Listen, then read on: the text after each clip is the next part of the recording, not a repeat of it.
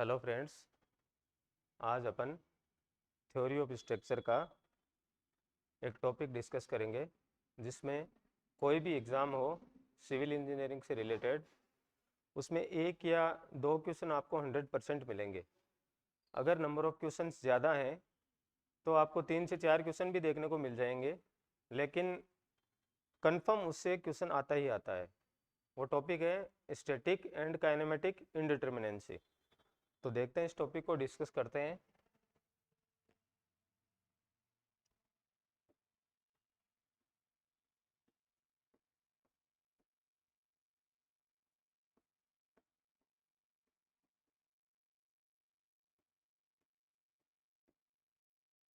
Theory of structure.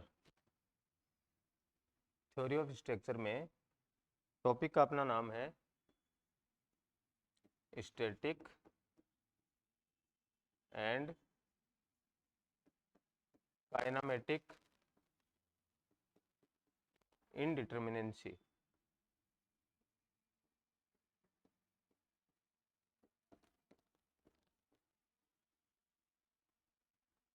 Static and kinematic indeterminacy. तो static और kinematic इंडिटरमिनेंसी से पहले सबसे पहले जो वर्ड आ रहा है अपने पास, इंडिटरमिनेंसी। इंडिटरमिनेंसी देखते हैं कि इंडिटरमिनेंसी क्या होती है। तो इंडिटरमिनेंसी का मीन यहाँ ये है कि अगर कोई भी स्ट्रक्चर हो उसमें नंबर ऑफ अननोन्स, अगर number of unknowns available number of equilibrium equation से कितने ज़्यादा हैं, वही उसकी इंडिटरमिनेंसी को बताता है। नंबर ऑफ अननोन रिएक्शन और unknown forces excess of number of equilibrium equation. तो सबसे पहले अपन देखेंगे इंडिटरमिनेंसी।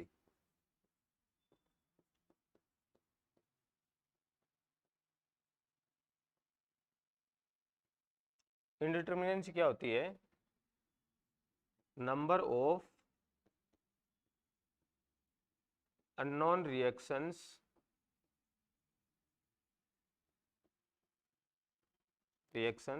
in excess of number of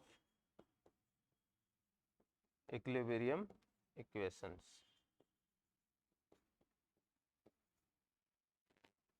ये होती है इंडिटरमिनेंसी। तो इसको सिंपली अपन लिख सकते हैं नंबर ऑफ अननोन रिएक्शंस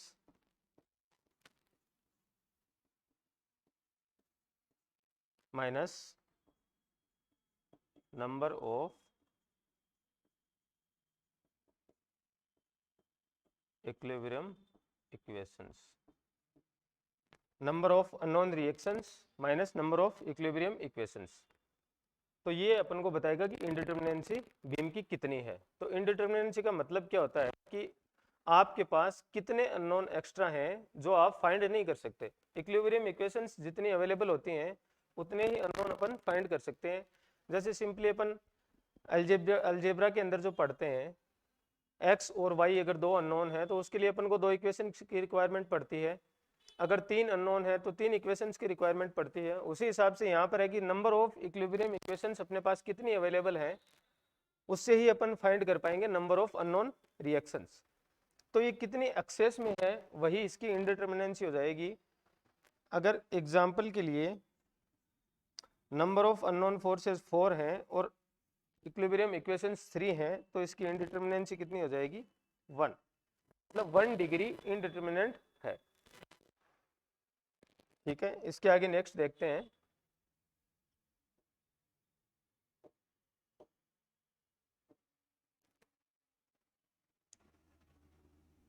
सबसे पहले सपोर्ट्स के बारे में देखते हैं।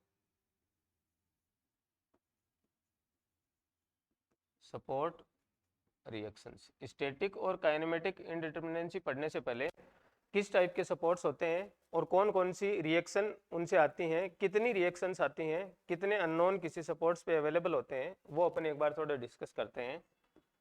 सबसे पहले अपन बात करते हैं हिंज सपोर्ट की। सबसे पहले बात करेंगे हिंज सपोर्ट।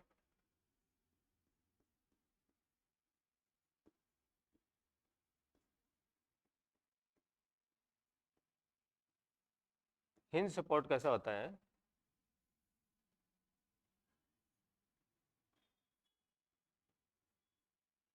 इसको हिंज सपोर्ट बोलते हैं। हिंज सपोर्ट के अंदर अगर आप इस बीम को वर्टिकली मूव करना चाहोगे तो ये वर्टिकली मूव नहीं हो पाएगी। इसका मतलब ये रेजिस्टेंस डेवलप हो रहा है तो इसमें रिएक्शंस आएगी, जिसको अपन VA बोल देते हैं। और अगर हॉरिजेंटली मूव करना चाहोगे तो हॉरिजेंटली भी ये मूव नहीं हो पाएगी। इसका मतलब इसमें एक हॉरिजॉन्टल रिएक्शन भी आएगी। तो यहाँ पे नंबर ऑफ अननोन्स कितने हो गए? नंबर ऑफ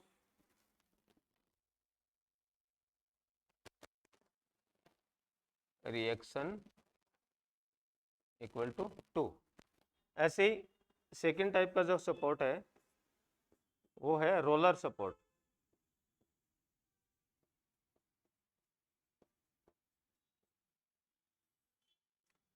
रोलर सपोर्ट क्या रिएक्शंस प्रोवाइड करेगा?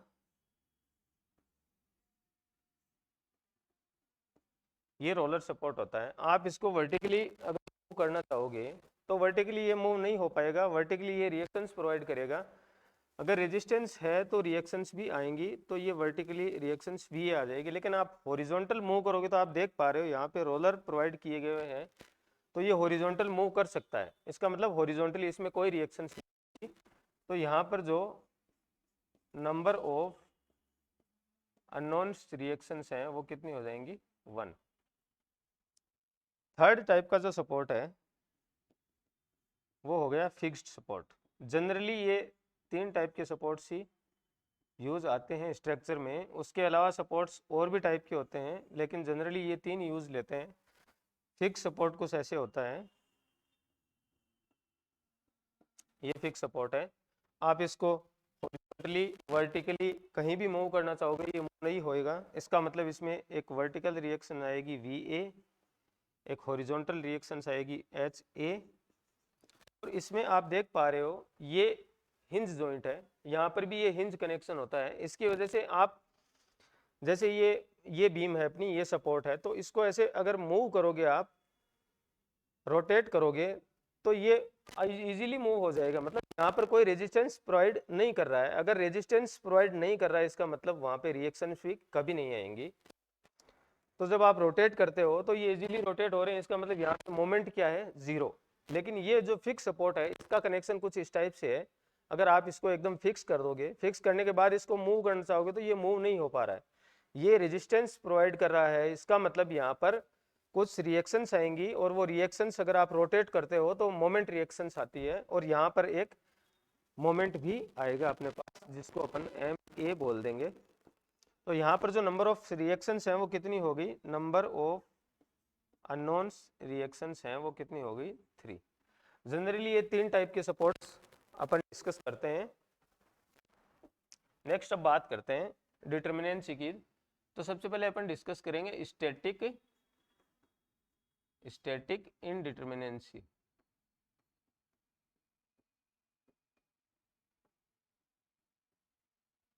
स्टैटिक इनडिटर्मिनेंसी है उसको 2 पार्ट में डिवाइड करते हैं। स्टैटिक इनडिटर्मिनेंसी को 2 पार्ट में डिवाइड करते हैं।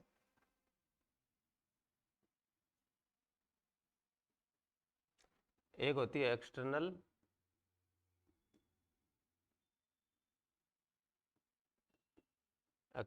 इनडिटर्मिनेंसी, और एक होती है इंटरनल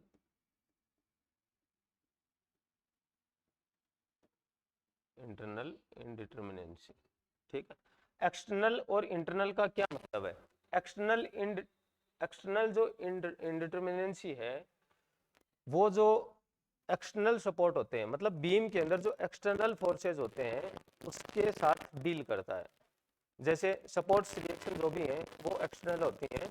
जब कोई भी बीम पे लोड लगेगा तो जो रिएक्शन आएंगी वो एक्सटर्नल में आती हैं, तो ये डील करता है एक्सटर्नल फोर्सेज के साथ, मींस सपोर्ट रिएक्शंस के साथ। तो इसको आप लिख सकते हो deals with support reactions only, deals with supports reaction only. जो ये इंटरनल इनडिटर्मिनेंसी है इंटरनल वाली है वो फोर्स डील करती है इंटरनल।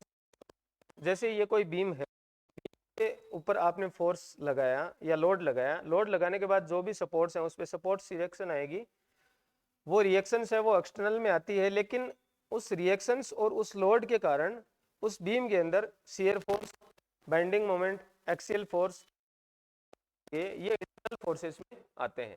तो ये जनरली अपन कह सकते हैं deals with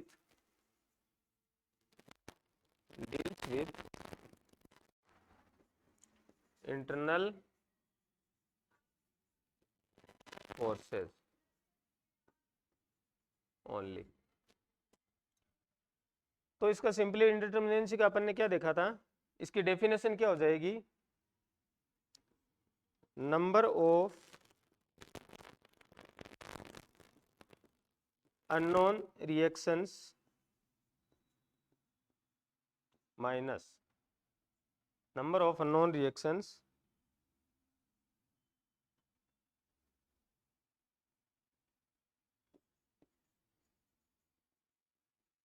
number of unknown reactions minus number of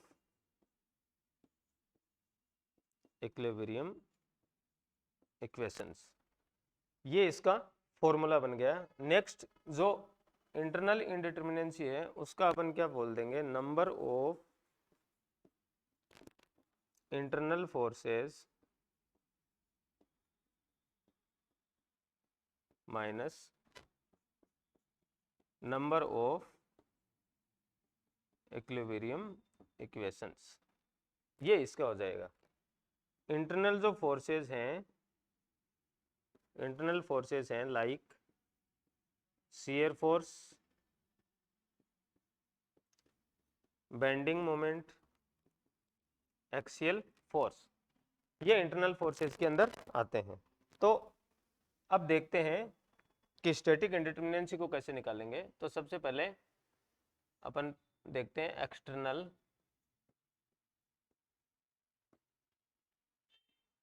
static इंडिटरमिनेंसी, इसको डिनोट करेंगे DSE से। तो इसका जो फॉर्मूला है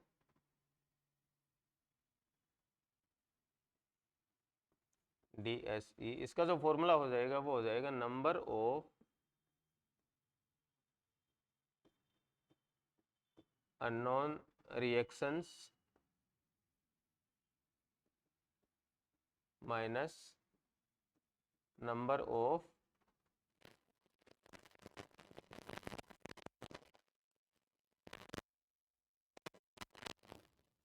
इक्वेशंस। इसको अपन नंबर ऑफ अननोन फोर्सेस को डिनोट करते हैं,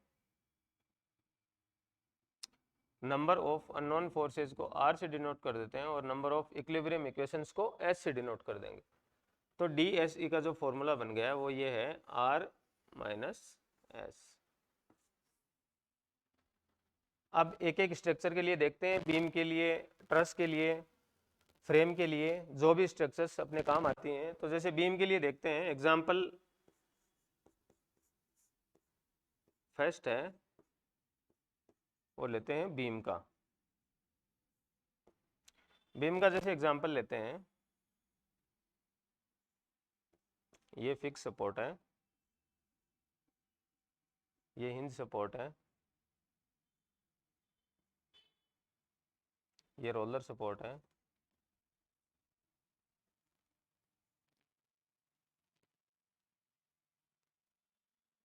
और अगेन ये रोलर सपोर्ट है। तो इसमें एक्सटर्नल इंडिटरमिनेंसी कितनी होगी, तो इसके लिए अपन को नंबर ऑफ अननोन रिएक्शंस देखनी पड़ेंगी। तो जो फिक्स सपोर्ट है उस पर जो रिएक्शंस आएंगी वो VA, horizontal reactions HA end moment MA।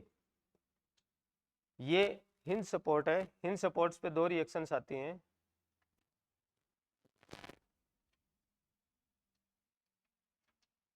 Hinge support यहाँ नहीं आ सकता, बीम रोलर सपोर्ट से स्टेबल रह सकती है, तो हिंज सपोर्ट देने की कोई ज़रूरत नहीं है। ये रोलर सपोर्ट है। रोलर सपोर्ट में अपन ने देखा था कि एक वर्टिकल रिएक्शंस आती है जिसको अपन वी बी बोल देंगे, यहाँ पर भी वर्टिकल रिएक्शंस आएगी जिसको वी सी बोल देंगे, और यहाँ पर वर्टिकल रिएक्शन आएगी जिसको वी डी बोल देंगे। ये पॉइंट है ए बी सी और डी। तो इसमें नंबर ऑफ अननोन कितने हो गए? 1 2 3 तो यहाँ पर है, 4 5 और 6। तो नंबर ऑफ अननोन है D S E equal to R minus S. Number of unknown यहाँ पर हो जाएंगे 6 1 2 3 4 5 6 6 माइनस इक्विलिब्रियम इक्वेशंस जो होती हैं अपने पास वो 3 होती हैं, तो ये एक्सटर्नल इंडिटरमिनेंसी आ जाएगी 3। नंबर ऑफ इक्विलिब्रियम इक्वेशंस 3 कौन कौन सी होती हैं वो देखिए एक बार। हॉरिजॉन्टल फोर्सेस हैं वो सब 0 होते हैं अगर बीम स्टेबल रहेगी तो। वर्टिकल फोर्सेस हैं वो सब 0 होते हैं, और एक मोमेंट 0 होगा। ये 3 इक्विलिब्रियम इक्वेशंस हैं, 3 इक्विलिब्रियम इक्वेशंस। 3 इक्वेशंस अपने पास जनरली होती हैं, और ये डिपेंड करता है हमेशा 2D स्ट्रक्चर है उसमें 3 होती हैं। अगर स्पेस फ्रेम आ जाए, स्पेस स्ट्रक्चर आ जाए तो उसमें 6 भी होती हैं। वो डिपेंड करता है कि किस टाइप की स्ट्रक्चर अपने पास है। नेक्स्ट अपन देखते हैं ट्रस के लिए। सेकंड जो है सेकंड है वो ट्रस का एग्जांपल लेते हैं।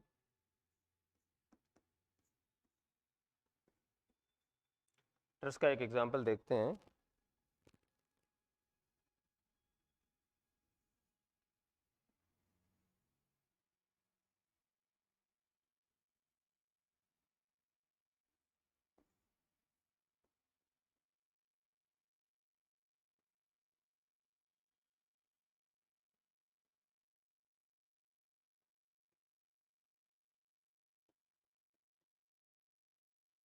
ये ट्रस है,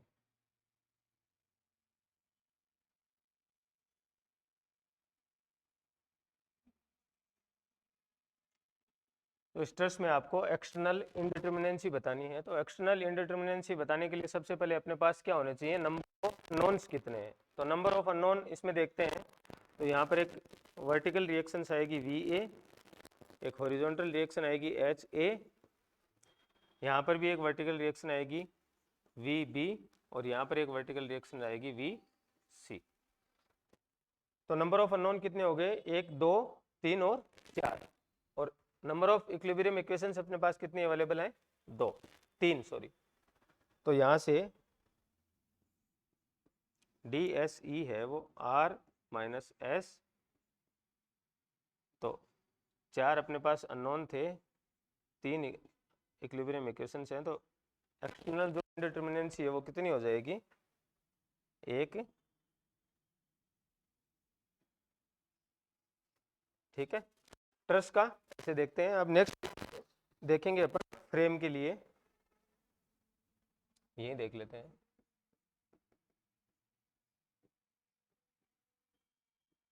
फ्रेम के लिए एक्सटर्नल इंडिटरमिनेंसी कैसे निकालते हैं? तो फ्रेम का एक एग्जांपल लेते हैं।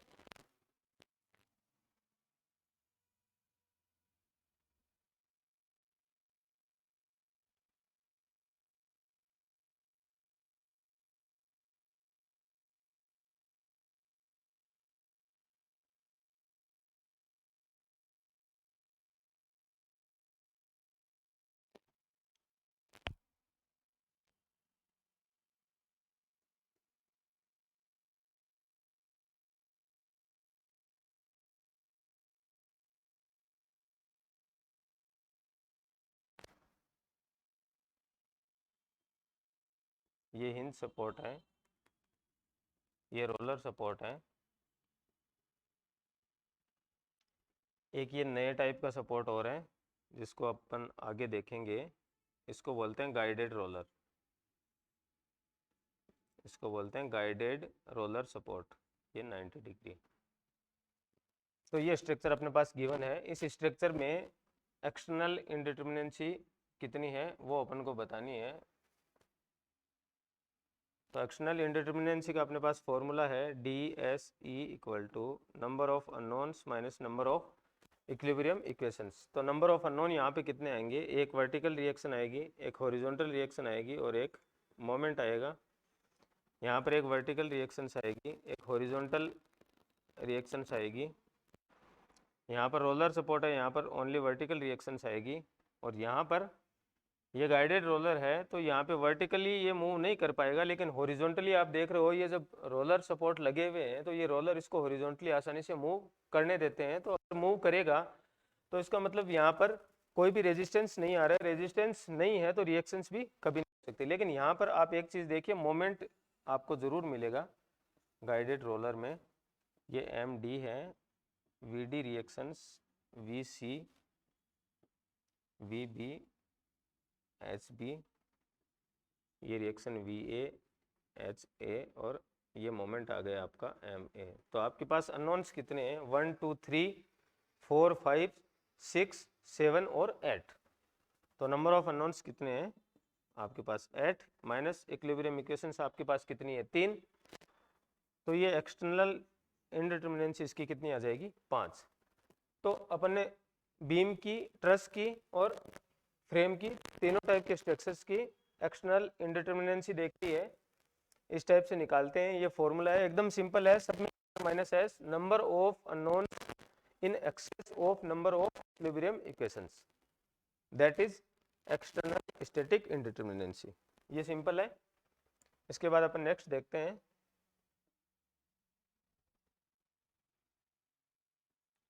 सेकंड जो अपनी थी इंटरनल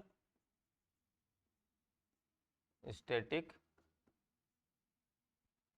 इंडिटर्मिनेंसी, इंटरनल स्टैटिक इंडिटर्मिनेंसी। तो इसका भी फॉर्मूला वही है, number of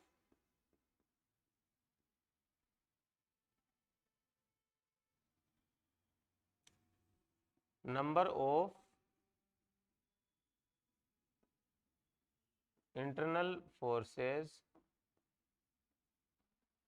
in excess of number of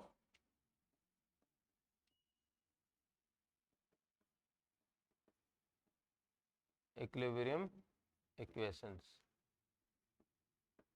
direct यही चीज़ इंटरनल इंडिटरमिनेंसी आपको देखने को मिलेगी। इसका एग्जांपल देखते हैं डायरेक्टली, इसमें और तो कुछ है नहीं। तो सबसे पहले बीम के लिए देखते हैं।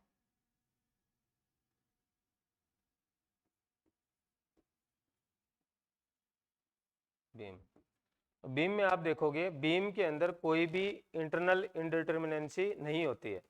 रीजन क्या है, इंटरनल इंडिटर्मिनेंसी में अपने क्या कहा है, जो अननोन्स हैं वो क्या है, number of internal forces, shear force, axial force जो भी हैं।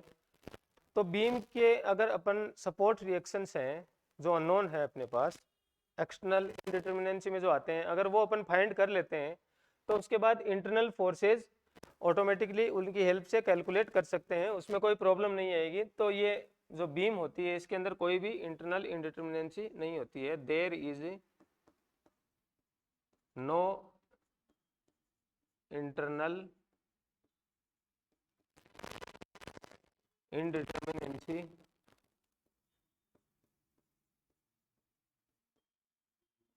in beam because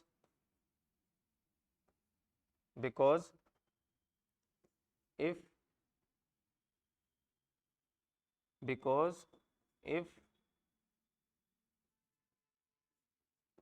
unknown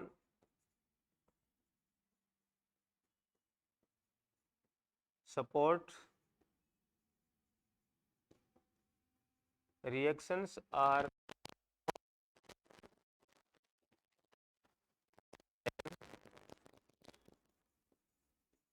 we can easily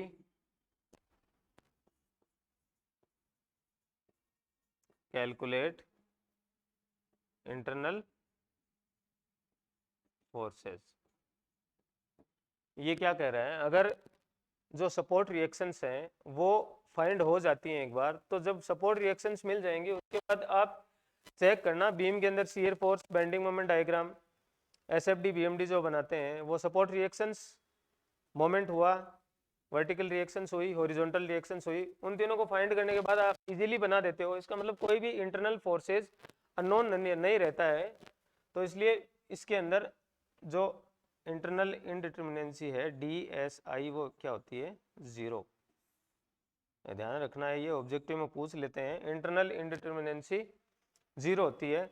generally questions आता है वो स्टैटिक इनडिटर्मिनेंसी पूछता है सीधे सीधा, लेकिन कई बार क्या है वो एक्सटर्नल स्टैटिक इनडिटर्मिनेंसी पूछ लेता है, इसलिए अपन ये पहले दोनों अलग अलग डिस्कस कर रहे हैं, उसके बाद उसको एक साथ कंबाइंड डिस्कस करेंगे, क्योंकि अलग से पूछता है, तो अलग से पूछता है, दो टाइप की होती है एक्सटर्नल और इंटरनल, तो दोनों को अलग अलग से डिस्कस कर रहे हैं, उसके बाद उसका एग्जाम्पल लेके कंबाइंड इसका सॉल्यूशन करेंगे।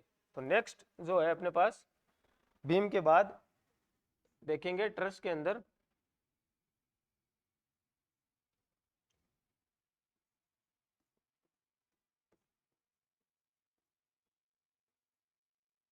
ट्रस का एक एग्जांपल लेते हैं।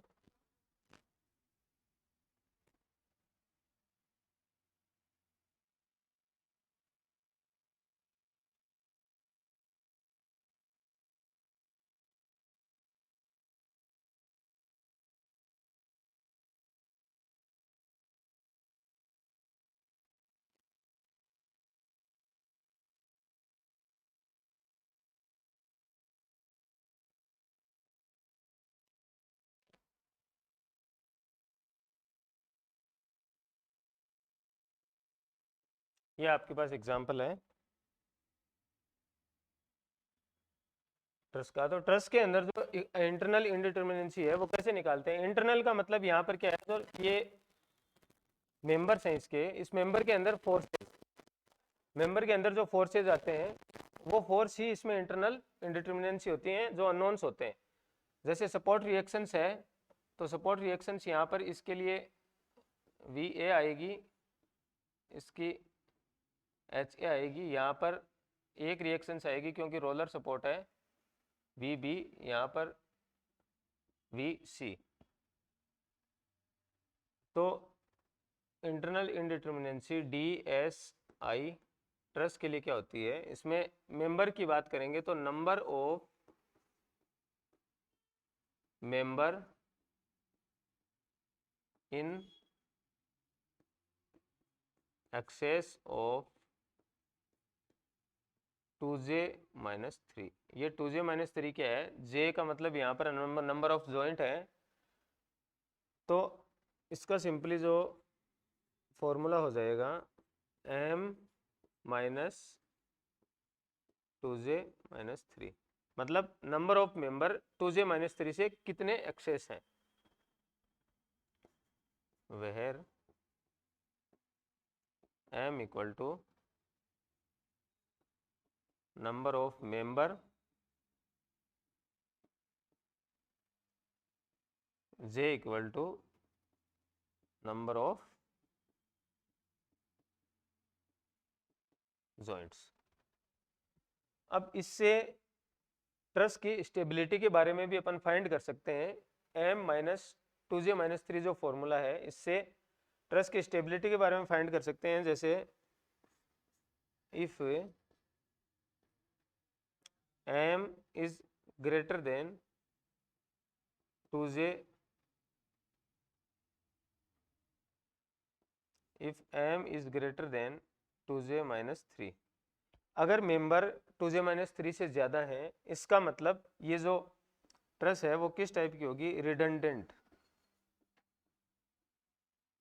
रिडंडेंट ट्रस होगी। रिडंडेंट मतलब इसमें जो मेंबर हैं वो एक्सेस में है, आप अननेसेसरी किसी मेंबर को ऐड कर रहे हो, उस मेंबर को अगर आप ना भी लगाओ तो भी वो स्ट्रक्चर है वो स्टेबल रहेगी, इसका मतलब ये है। नेक्स्ट है सेकेंड, M अगर 2J-3 के इक्वल है, इसका मतलब ये ट्रस है वो स्टेबल ट्रेस होगी।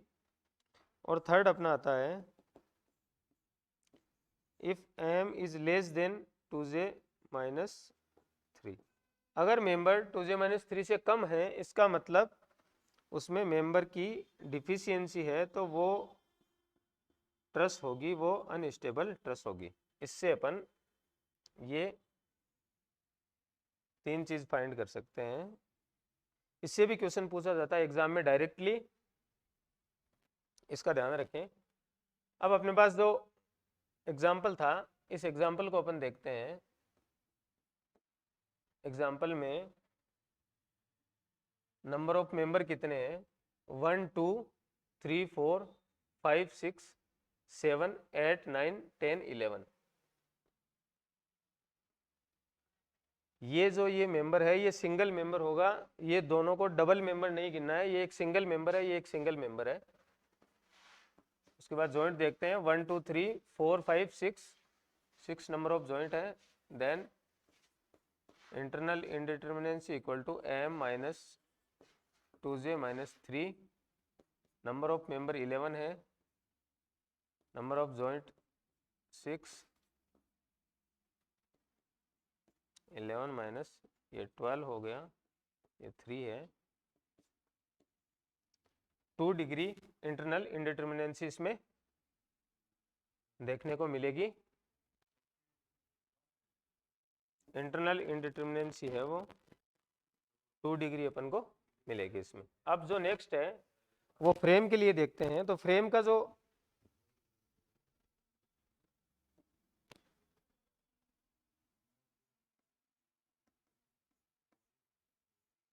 थर्ड देखेंगे, फ्रेम के अंदर फॉर्मूला भी होता है और फ्रेम के अंदर इंटरनल इंडिटर्मिनेंसी को डायरेक्टली भी निकाल सकते हैं। अगर आप स्ट्रक्चर को अच्छे से एनालाइज कर पाते हैं तो डायरेक्टली भी निकल सकता है और फॉर्मूले से निकल सकता है। इसके लिए अपन एग्जांपल देखेंगे। इसका जनरली फॉर्मूला जो होता है वो ds internal equal to 3 into C होता है। 3 इंटू सी का मतलब यहाँ वेयर सी क्या है? सी है number of cut necessary to open the given rigid closed cells. मतलब अगर कोई फ्रेम दी हुई है और फ्रेम स्ट्रक्चर के अंदर जितनी भी क्लोज सेल आपको दिखाई दे रही हैं, उन क्लोज सेल को ओपन करने के लिए जितने नंबर ऑफ कट रिक्वायर्ड होते हैं वही सी की वैल्यू होती है। उसको 3 से मल्टीप्लाई कर देंगे तो 3 से मल्टीप्लाई करते ही अपने पास क्या आ जाएगा? इंटरनल इंडिटर्मिनेंसी। ये 3 से मल्टीप्लाई क्यों किया है? लॉजिक है अपने पास। मैंने बताया था जो इंटरनल फोर्सेज होते हैं वो क्या होते हैं? Shear force, bending moment and axial force. हर एक सेल के अंदर, हर एक मेंबर के अंदर, फ्रेम का जो हर एक मेंबर होगा उसके अंदर तीनों चीज अननोन होंगी, शियर फोर्स, बेंडिंग मोमेंट और एक्सियल फोर्स। इसलिए इसको 3 से मल्टीप्लाई कर दिया। और सी क्या है? Number of cut necessary to open the given rigid close cell. तो इससे अपने को मिल जाती है। इसके लिए एक एग्जांपल देखते हैं। बहुत इजी टॉपिक है, आराम से एग्जाम क्वेश्चन अटेम्प्ट कर पाओगे और कंफर्म क्वेश्चन आएगा। 1 से 2 क्वेश्चन पक्के में से। एग्जांपल देखें, ये फ्रेम है,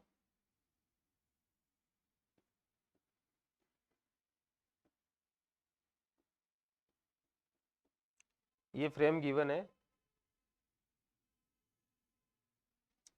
अब इसमें number of closed rigid cell, ये देखो आपको क्लोज दिख रही है, ये आपको क्लोज दिख रही है। इसको ओपन करने के लिए कितने नंबर ऑफ कट्स रिक्वायर्ड है, वो ही सी की वैल्यू होगी और इंटरनल इंडिटर्मिनेंसी अपने पास आ जाती है। तो इसके लिए आप यहाँ एक कट लगा सकते हो, यहाँ एक कट लगा सकते हो। 2 कट की रिक्वायर्ड है तो नंबर ऑफ कट यहाँ पर c की वैल्यू आई 2, तो जो इंटरनल इनडिटर्मिनेंसी है उसको आप कह दोगे 3 into C, that is 3 into 2 equal to 6। तो इसमें जो इंटरनल इनडिटर्मिनेंसी है वो कितनी है, 6 है। इस टाइप से एक्सटर्नल और इंटरनल इनडिटर्मिनेंसी को डिफाइन किया जाता है, इजीली आप निकाल लोगे। इसके बाद अपन देखते हैं कंबाइंड स्टैटिक इनडिटर्मिनेंसी को कैसे फाइंड करते हैं। तो कंबाइंड के लिए देखिए,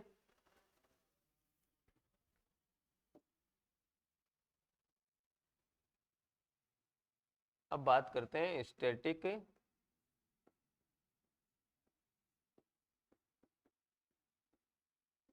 इनडिटर्मिनेंसी। स्टैटिक इनडिटर्मिनेंसी कंबाइंड है तो D S equal to D S E plus D S I, external और इंटरनल दोनों। इसको साथ कंबाइंड डिस्कस करेंगे। तो कंबाइंड डिस्कस करने के लिए एग्जाम्पल से चलना है, फॉर्मूले अपन देख के आ गए हैं सब कुछ। सबसे पहले बात करते हैं बीम के लिए। बीम की बात करेंगे तो बीम के लिए D S equal to D S external plus D S internal. अपन ने देखा था कि इंटरनल इनडिटर्मिनेंसी बीम में कितनी होती है, 0, तो डायरेक्ट डी एस ई के इक्वल हो जाएगा। तो डी एस ई अपने पास था आर माइनस एस और ये होती है अपने पास 0। तो यहाँ से जो स्टैटिक इनडिटर्मिनेंसी बीम के लिए ऑलवेज क्या होगी, आर माइनस एस। यही स्टैटिक इनडिटर्मिनेंसी है जिसको अपन पीछे एग्जाम्पल से समझ के आए हैं। सेकंड जो है वो है ट्रस। ट्रस के अंदर अपन देखें D S equal to D S external plus D S internal.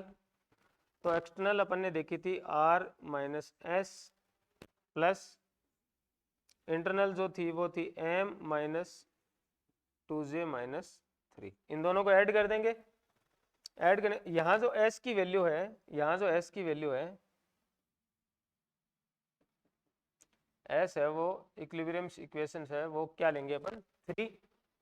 तो यहाँ पर इसको r minus 3 plus M 2j और ये ब्रैकेट ओपन हुआ तो ये प्लस आ गया, तो ये कैंसिल हो जाएगा।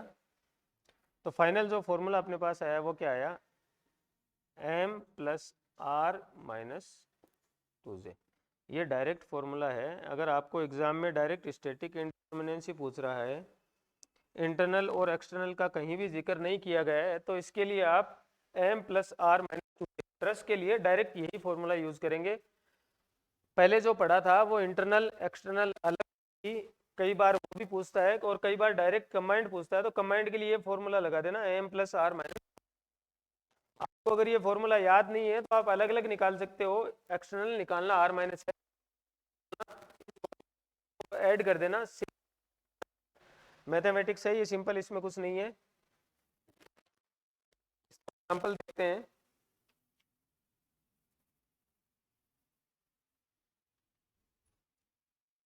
एग्जाम्पल जो अपन पहले देख के आ चुके हैं उसी एग्जाम्पल को वापस कंटिन्यू करते हैं। उसमें आप देख लेना, दोनों को ऐड करोगे सेम रिजल्ट्स आएंगे। ट्रस का एग्जाम्पल अपन ने देखा था।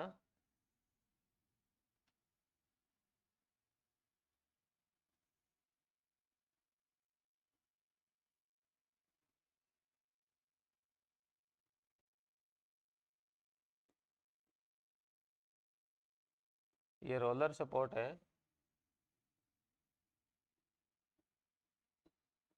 ये भी रोलर सपोर्ट है। तो इसमें जो रिएक्शंस आएंगी वी ए, यहाँ पर आएगा एच ए, ये वर्टिकल रिएक्शन वी बी, ये vertical reaction V C. Roller support में हॉरिजॉन्टल रिएक्शंस आएंगी नहीं। तो ये नंबर ऑफ अननोन्स कितने हो गए यहाँ पर, 4। जॉइंट कितने हैं, सॉरी मेंबर कितने हैं, मेंबर अपन ने देखे थे 11 मेंबर हैं पीछे। जॉइंट इसमें कितने हैं, 6। और आर जो नंबर ऑफ अननोन्स हैं वो कितने हैं, 4। तो डी एस डायरेक्ट जो फॉर्मूला है वो क्या है अपना, m plus R minus 2j। m यहाँ पर number of member 11 plus R 4 minus 2 into number of joint कितने हैं 6, तो ये जो आ जाएगा आपका 15 माइनस 12 दैट इज 3। तो इसकी जो स्टैटिक इंडिटर्मिनेंसी है वो डायरेक्ट 3 आ गई। अब आप पीछे देखोगे तो आपको मिलेगा कि ट्रस के अंदर अपन ने जो निकाली थी, ये ट्रस के अंदर अपन ने जो इसकी इंडिटर्मिनेंसी इंटरनल निकाली थी वो कितनी थी 2, और जो एक्सटर्नल निकाली थी एक्सटर्नल वाली कितनी थी 1। 2 + 1 कितने होते हैं 3, और आप यहाँ डायरेक्ट निकाल चुके हो स्टैटिक इंडिटर्मिनेंसी को। अगर डायरेक्ट निकालोगे तो डायरेक्ट कितनी आ रही है 3। अलग अलग निकाल के दोनों को ऐड कर सकते हो, डायरेक्ट फॉर्मूला याद है तो डायरेक्ट उसको अटेम्प्ट कर सकते हो। इसके बाद अपन पढ़ेंगे फ्रेम के लिए। फ्रेम की जो इंडिटर्मिनेंसी है ds निकालेंगे। फ्रेम के लिए जो फॉर्मूला था ds equal to 3 into number of cut minus number of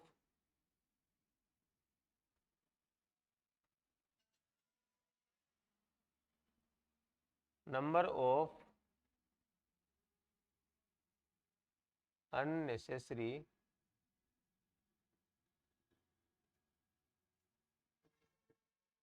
reactions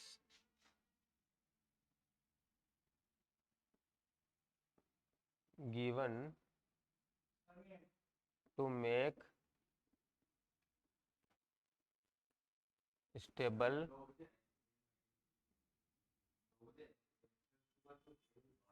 cantilever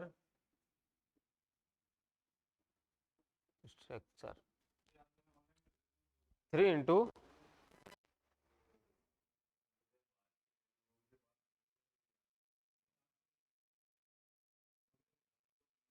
एक मिनट,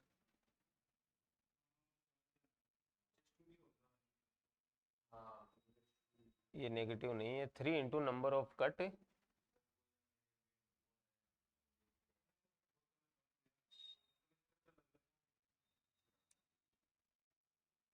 इसमें है 3 into number of cuts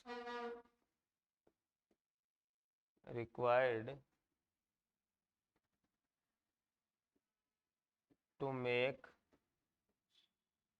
a stable cantilever structure। ये इसका स्टैटिक इंडिटर्मिनेंसी का डायरेक्ट फॉर्मूला है। इस फॉर्मूले से अपन एग्जांपल लेते हैं। पहले एग्जांपल लेके समझते हैं कि ये लाइन क्या कह रही है। Number of cut required to make a stable cantilever structure, ये लाइन अपन को क्या कह रही है। इसके लिए अपन एक एग्जांपल लेते हैं। एग्जांपल देखो, जैसे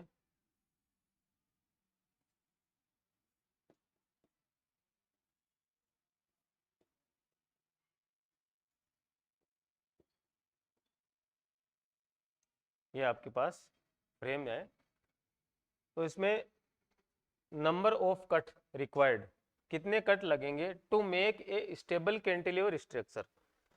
जितने भी ये सपोर्ट्स हैं इसको एक स्टेबल कैंटिलीवर स्ट्रक्चर बना दें तो उसके लिए नंबर ऑफ कट कितने रिक्वायर्ड होंगे।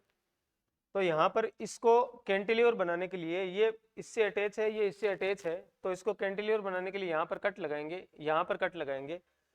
तो इनको काटने के बाद ये स्ट्रक्चर है, ये एकदम कैंटिलीवर बन गई और नीचे इसका फिक्स सपोर्ट है तो ये कैंटिलीवर बीम बन गई। ऐसे ही अगर यहाँ पर एक कट लगा देंगे, यहाँ पर एक कट लगा देंगे, तो बीच वाले को आप देखिए ये मेंबर जा रहा है और ये यहाँ से कट है तो ये भी एक कैंटिलीवर बन गया अलग से, और ये भी एक कैंटिलीवर बन गया। तो इस तरीके से आपको कट लगाने हैं कि जो ये गिवन सपोर्ट है ये एक कैंटिलीवर, फ्री कैंटिलीवर स्टेबल वाला इसमें बन जाए।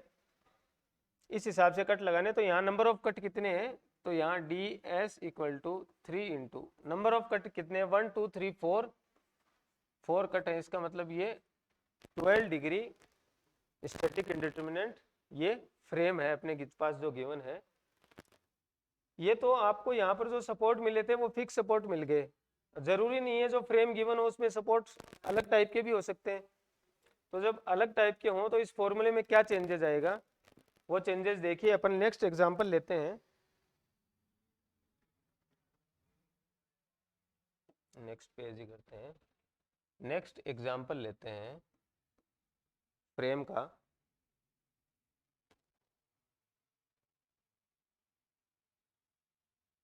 इसमें आप देखिए जो सपोर्ट्स हैं अपने पास, ये फिक्स सपोर्ट्स हैं, सेकंड है ये हिंज सपोर्ट है,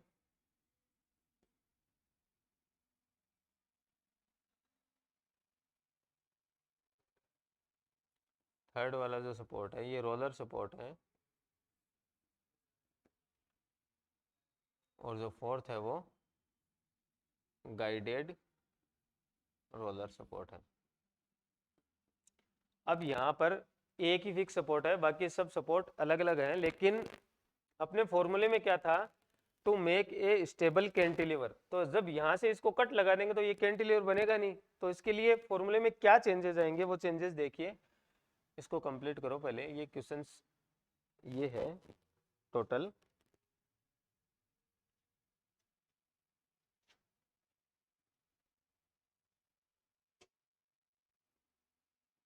ds equal to 3 into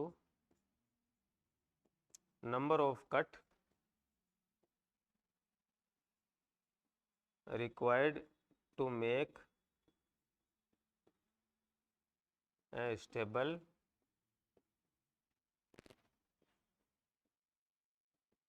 cantilever frame।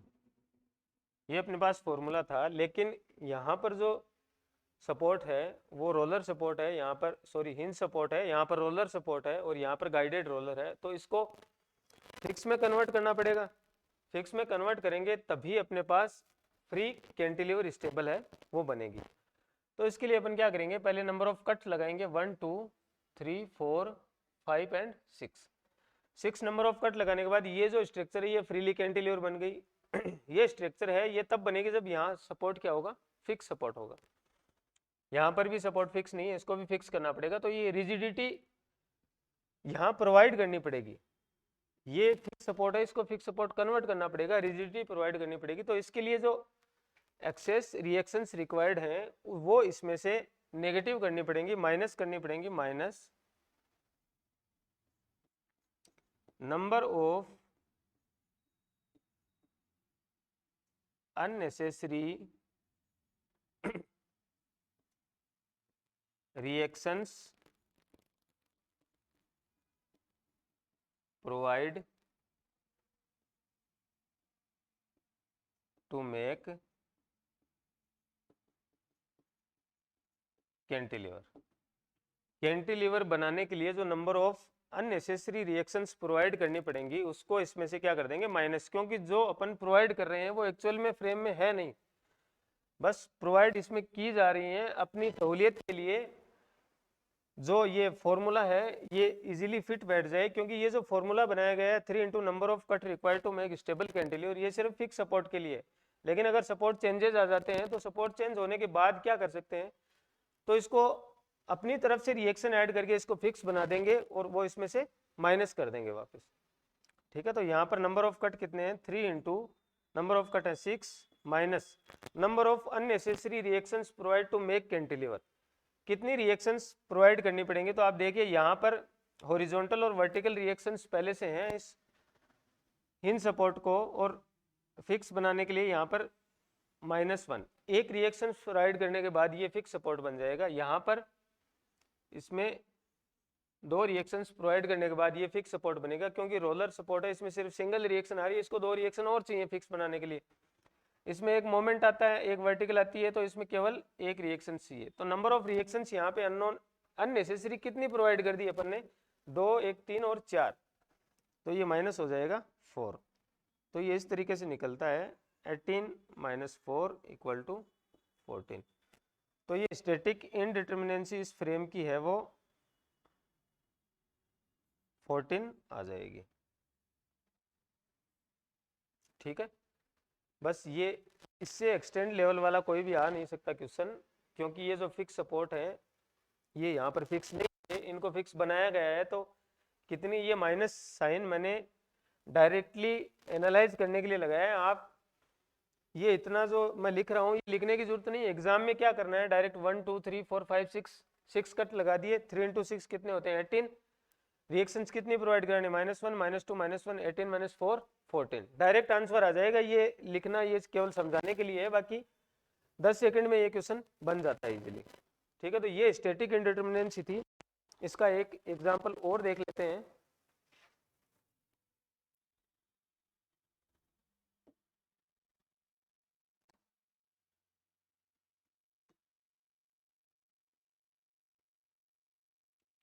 Find static indeterminacy ds। Frame आपके पास जो दी हुई है वो ये है।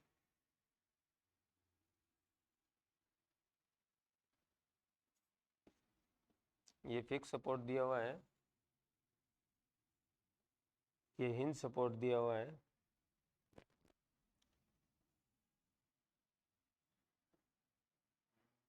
ये रोलर सपोर्ट है,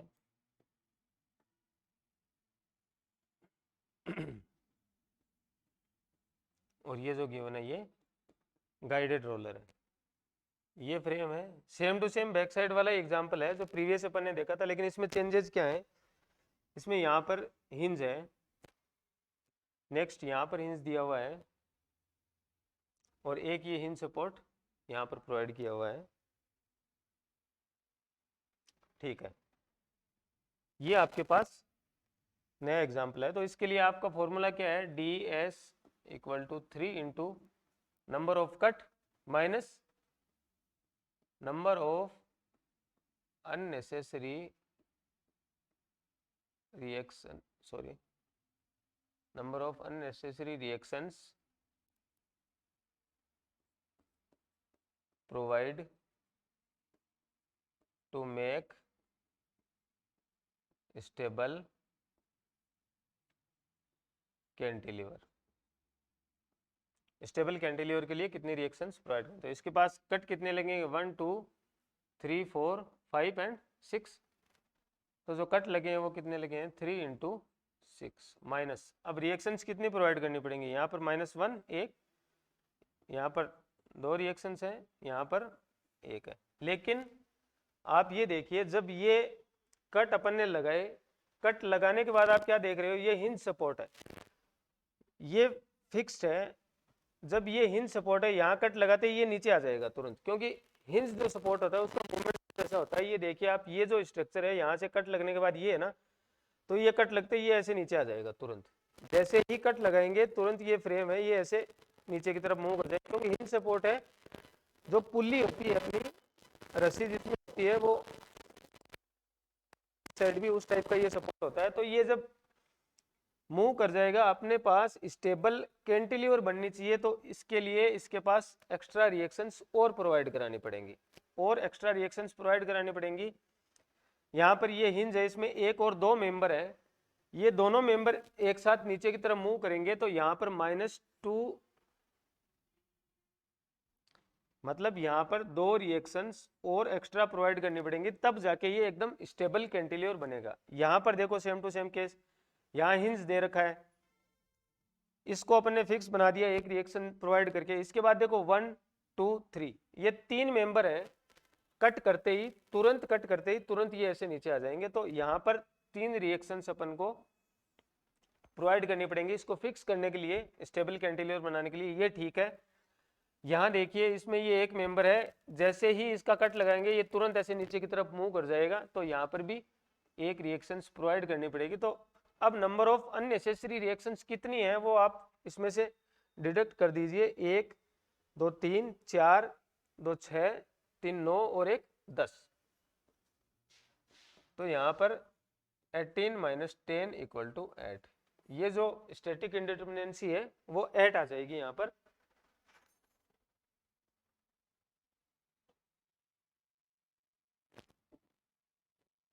ये स्टैटिक इंडिटरमिनेंसी कंप्लीट है। एक्सटर्नल पूछे, इंटरनल पूछे, अलग अलग अपन ने देख ली। कमांड पूछे वो भी अपन ने डिस्कस कर ली, इसके एग्जाम्पल भी डिस्कस कर लिए। इसके बाद अगर कोई एग्जाम्पल आपको कहीं भी ऐसा मिलता है जो इस फॉर्मूले से या इस तरीके से नहीं बन पा रहा है, तो उसको आप कमेंट सेक्शन में बताइए, आपको उसका आंसर दिया जाएगा।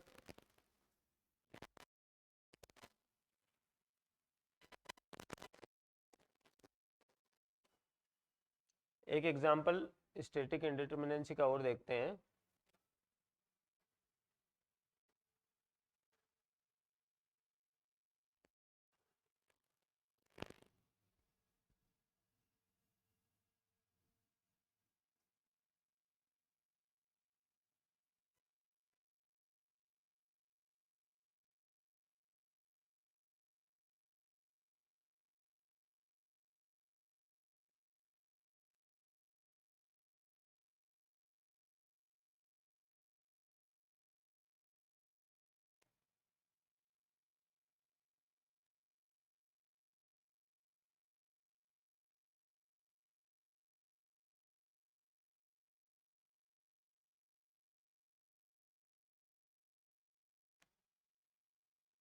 ये इस जगह एक हिंज है, एक हिंज यहाँ पर है,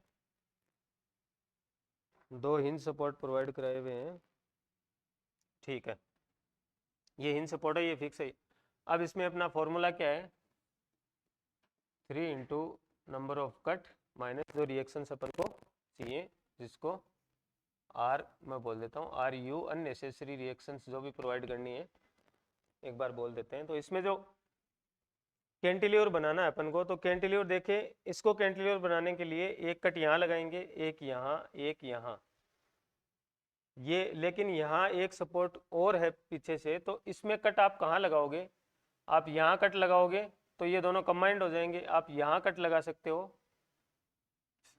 एक कट यहाँ लगा दिया, लेकिन ये और ये एक साथ अटैच हैं, तो इसमें फिर आप एक कट यहाँ प्रोवाइड कर सकते हो।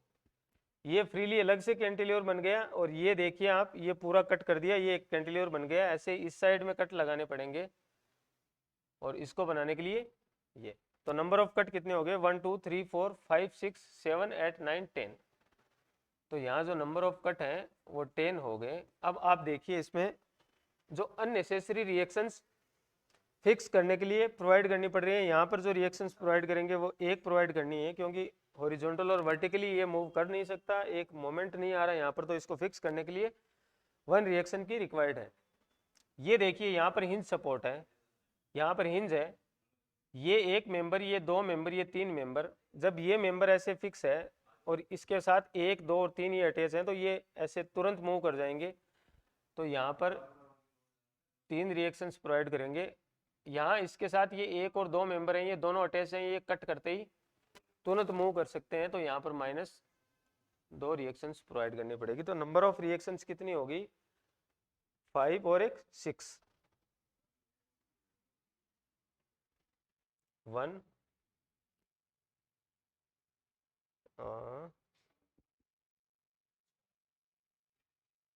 इसका मोमेंट है 1 2 3, इसका है 1 और 2। इसमें कोई और भी हिंज है क्या,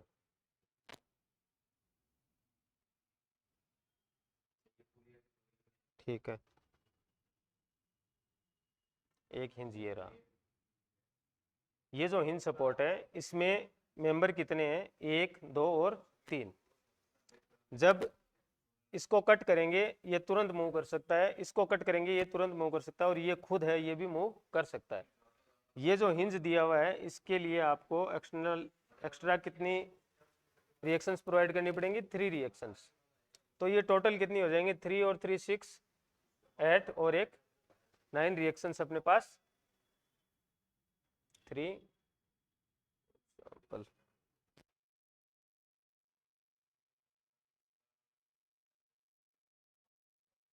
ठीक है, ये अपने पास इसकी हिंज सपोर्ट था, वर्टिकली ये मूव कर नहीं सकता, हॉरिजॉन्टली मूव कर नहीं सकता, ये केवल यहाँ पर रोटेशन ला सकता है। रोटेशन लाने के लिए अगर सिंगल मेंबर होता तो एक रिएक्शन आती, लेकिन यहाँ पर मेंबर 1 2 और 3 मेंबर हैं, ये तीनों ही मूव कर सकते हैं। जैसे सिंपली आप देखिए, अगर यहाँ पर ये सिर्फ एक मेंबर दिया होता तो अपन कितनी रिएक्शन प्रोवाइड करते हैं, -1। आप देखोगे सपोर्ट के लिए सिर्फ एक रिएक्शन प्रोवाइड करनी थी, लेकिन 3 क्यों कर रहे हैं, तो 3 इसलिए कर रहे हैं कि इस पे मेंबर 3 जुड़े हुए हैं, तो 1, 2 और 3 रिएक्शंस है, तीनों मेंबर्स के लिए अलग अलग से एक एक रिएक्शंस प्रोवाइड करनी पड़ेंगी, तब ये जाके फिक्स होगा। तो ये -1 सिर्फ सिंगल जो मेंबर होता है उसके लिए हिंज सपोर्ट में -1 आएगी, यहाँ पर ये -3 आएगी। ठीक है, तो ये जो हो जाएगा 3 और 3 6 और ये 8 होगा।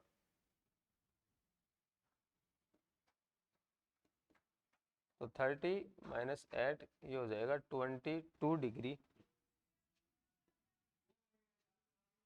स्टैटिक इंडिटरमिनेंसी। ठीक है, ये हो गया कंप्लीट स्टैटिक इंडिटरमिनेंसी।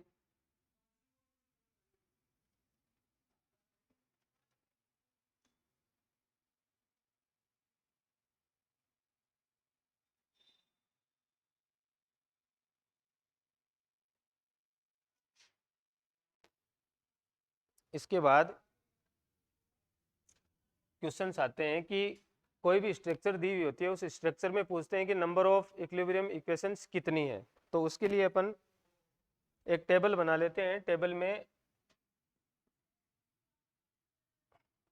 यहाँ टाइप ऑफ स्ट्रक्चर लिख लो, टाइप ऑफ स्ट्रक्चर, और यहाँ पर number of equilibrium equations.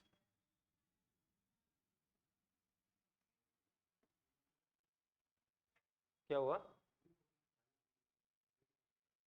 Number of equilibrium equations. तो ये अपन टेबल बना लेते हैं। ये क्वेश्चन हर एग्जाम में पूछा जाता है कि किस टाइप के स्ट्रक्चर में कितने नंबर ऑफ इक्विलिब्रियम इक्वेशंस होते हैं। तो अपन एक एक को देखते हैं। सबसे पहले देखते हैं प्लेन फ्रेम। प्लेन फ्रेम और रिजिड फ्रेम, दोनों बोल सकते हो, एक ही चीज है। इसको फ्रेम होती है वो रिजिड जॉइंट से ही होती है। तो प्लेन फ्रेम या रिजिड फ्रेम जो भी है, या रिजिड जॉइंटेड प्लेन फ्रेम जो नाम आता है। सेकंड अपन देखेंगे स्पेस फ्रेम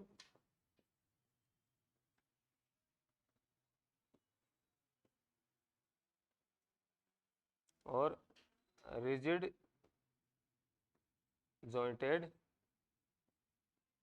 स्पेस फ्रेम। इसको भी आप जॉइंटेड ही लिख लीजिए।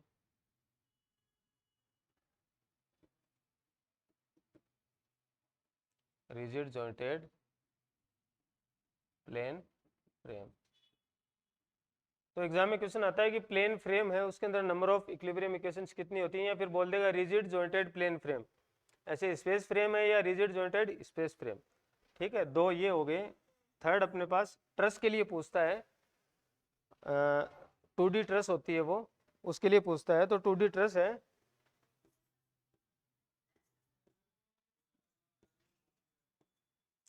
टू डी ट्रस में ये ऐसे भी बोल सकता है pin jointed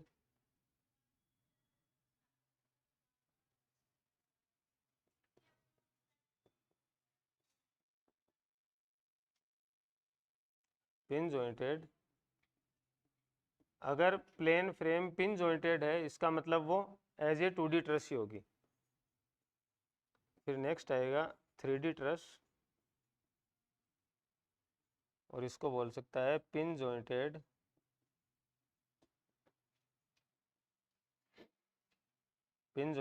space frame.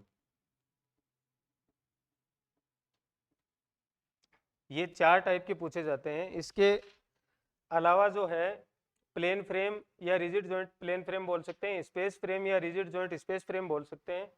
2D truss pin jointed plane frame ही होती है। जैसे आप कोई फ्रेम बनाते हो, ये फ्रेम है, ये रिजिड जॉइंटेड होती है, और अगर आप इसमें पिन प्रोवाइड कर देते हो, पिन जॉइंट होते हैं इस ट्रस के अंदर,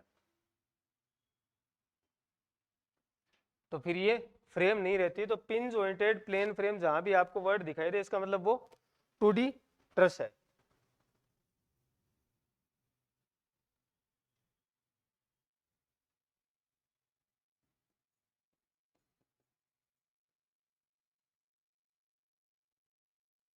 तो इसके अंदर नंबर ऑफ इक्विलिब्रियम इक्वेशंस हो जाएंगी 3, इसके अंदर नंबर ऑफ इक्विलिब्रियम इक्वेशंस हो जाएंगी 6, इसके अंदर 2 और इसके अंदर 3। ये क्वेश्चन कंफर्म आता है, ऑब्जेक्टिव टाइप क्वेश्चन है। डायरेक्टली पूछते हैं प्लेन फ्रेम में नंबर ऑफ इक्विलिब्रियम इक्वेशंस कितनी है, स्पेस फ्रेम में कितनी है, 2D ट्रस में कितना है और 3D ट्रस में कितना है।